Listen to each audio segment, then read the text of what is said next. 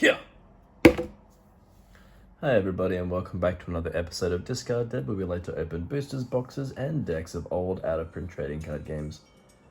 We have a little more Ultimate Combat stuff to get through today with the starter deck.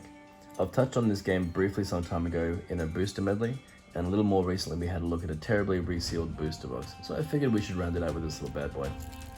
I am preparing myself for that antique smell.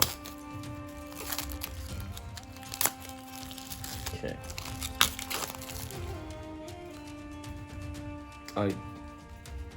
I cannot wait. I cannot wait to look at these cards again. These cards are so funny. Okay, so first of all, we have our rules pamphlet, an Ultimate Combat quick start guide, and a 60 card deck. So according to a couple of sources, there should be 44 white belts, 10 brown belts, 4 black, and 2 gold.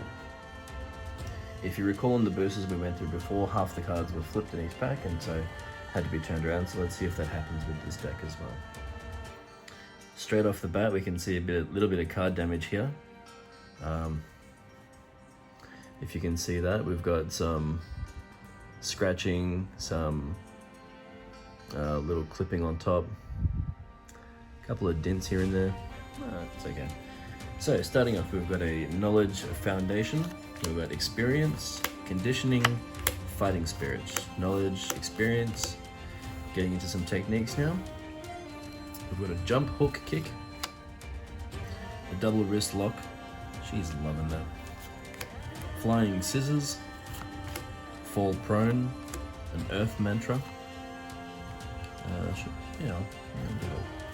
So foundations.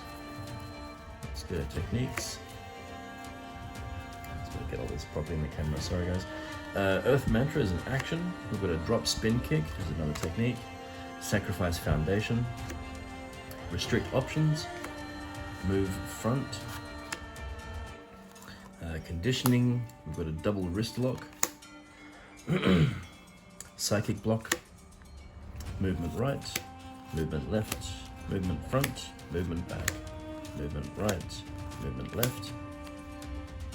Conditioning. Fighting spirit, knowledge, and experience.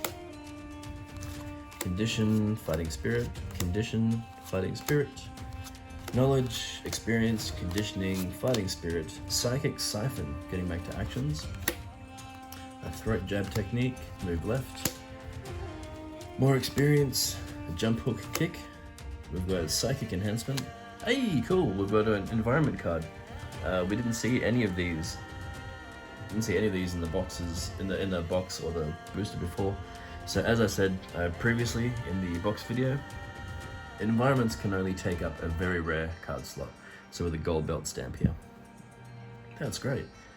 All speed modifiers are reduced by half, rounded down. All kicks and throws attack at half strength, rounded down. Muddy ground, fantastic. We've got a standing choke, a finger lock, a spear hand, solar plex strike, a drop jab, a double leg tackle, belly punch, and a barrel roll. We've got a horse patch, it's a talisman card. Oh dear. So I just had some jelly beans and I got stuck in my throat. We've got body odor as an advantage, we've got bad sushi, we've got an ukemi, speed 1, shuffle, oxygen burst, holy medallion, and a jump hook kick as our gold belt card. Oh dear. So as I touched briefly before, the game plays similarly to Magic. You play your foundation cards, 1 per turn. You drain them to generate power points, which you can then spend on playing other cards like techniques or action cards, movement cards, etc. Your techniques must be used, they must be on the board at the start of your turn before you can use them during the action phase, during the attack step. Same as your attacker's movement cards, same as your talisman cards, etc. Action cards can be used from your hand during any time. Advantages can be played to augment an attack. In any case, that was very briefly a deck of Ultimate Combat. I enjoyed it. The smell didn't actually get to me as much this time. I must be used to it already. I'll be posting a how to play video very soon, and I hope to see you there. Okay, bye.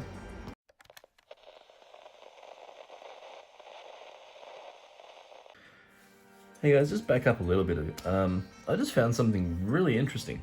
So I'm going through this little rules pamphlet, and it is just like a folded sheet, no booklet or anything. But if you have a look here, it says has this whole section on tournament play and rank promotional requirements. So what they've actually got here is every time that you play a game of Ultimate Combat, you get points if you win by defeating lower ranked fighters. So if you have a look up here, we can actually see deck composition rankings. So having a white belt deck, you'll have unlimited white belt cards. You can only have a maximum of 2 gold belts, 4 black, and 10 brown. The higher ranking decks will reduce some of those restrictions or knock them out entirely.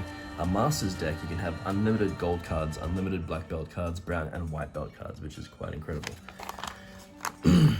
I actually really like this. This shows a lot of it shows a lot of understanding, I think, to a point where you as a player, you might have only a certain level of skill in the game. That's fine. Your deck will only have a certain level of skill as well. Going and playing against differently ranked decks as opposed to players will get you more award points if you defeat them. You can actually increase your own player rank as well. I don't know if that's something that will allow you to use higher ranking decks in tournaments, but this says to me that they were very what's the word, optimistic in terms of the game's survivability, and it just makes me feel like they had a plan. They had a plan moving forward when this game was being produced. They wanted to provide players with a certain degree of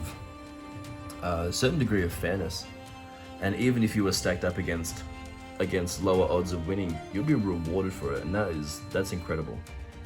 I'm gonna talk about that later again in my how to play video, so look out for that. But I just really wanted to show you that because that was really quite impressive. Anyway, yeah, I'll catch you guys later. Bye.